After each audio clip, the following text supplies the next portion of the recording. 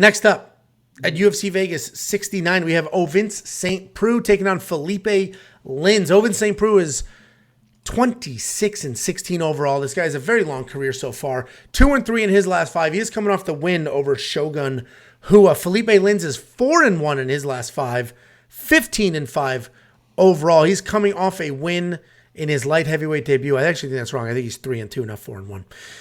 Ovince St. Preux, we've broken this guy down 10 million times. And I think he's only fought twice after the 10 million breakdowns. It's crazy. He's got all the talent. He's a powerful striker, good footwork. We don't see him wrestle very often, but he actually averages more than 1 takedown per fight. So he wrestles when there's an opportunity, but he's got a chin on him. He actually has more submission wins than... He's got a good chin. Okay. He has more submission wins than he does knockouts. He actually has multiple Von Flue choke wins. He's actually I do love my Von Flue. I was calling for that in one of those fights Saturday. You started laughing at me. Which one. He's actually a well-rounded, talented guy. But this dude is so low volume, refuses to let his hands go, that it's infuriating. It is infuriating. There's so many fights that he could have won if he just pushed a little bit. And he doesn't. He's taking on Philipe Lins. Philipe Lins, like Ovince, was a former heavyweight. He's down at light heavyweight. He's coming off a win in that debut. He does have power in his hands. He seems to have carried that with him. He's a BJJ black belt. He likes to hang outside the pocket and just wing away, though, with some heavy hands. He did showcase his wrestling in his last fight against Marcin Prochnow with 4 takedowns and more than a full round of control time. I like Philipe to get it done. I think this is going to look like every other St. Preux fight. I think this will look exactly like an Ovince St. Preux fight where you will see moments of glory and he's just not going to let his hands go. He's not going to take advantage. He's not going to come forward. He's not going to do anything like that.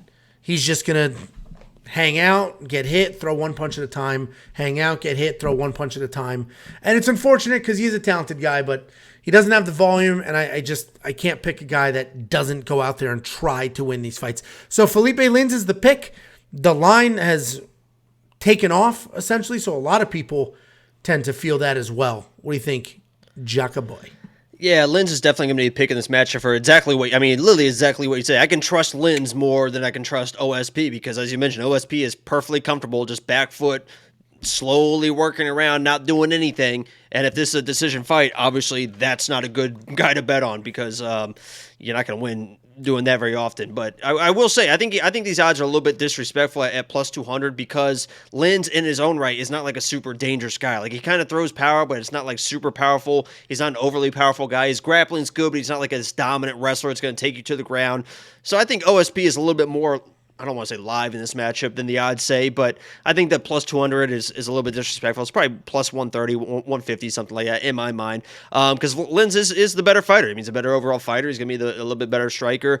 He's got the wrestling he showed in his last fight. This is going to be a gas tank fight. Right, and Lins showed in his last fight that even when he's tired, he can still push the wrestling and get takedowns he needs to win the fight. But both these guys I think, are a little bit chinny. They've both been knocked out TKO by Tanner Boser, which is never a good look. I know he's got Tanner Boser's. I like Tanner. He's an athletic dude. I like. Well, Tanner Boser. All right. Well, God bless you for it, but either one of these guys can knock each other out in my mind, but it's probably going to be a weird, boring fight with Lins just kind of hanging on OSP's hips for a while and probably a decision fight, and I got to trust Lins a little bit more. Lins actually could probably be a prospect at 205, but he's like 37 years old already, so.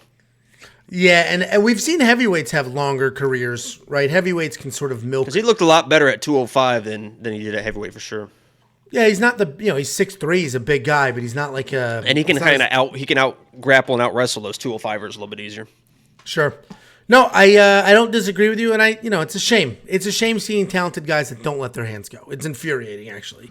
So, line movement, I get it. I agree. It's disrespectful to Ovince St. Preux if you're just looking at his talent, but what he actually does, he doesn't go out there pushing.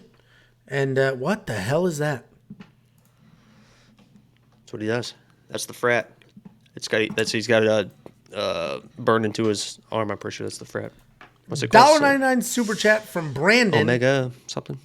Mr. 199 in the building. Thank you very much, Brandon, if you want to be known as Mr. 199, that's fine too, I suppose.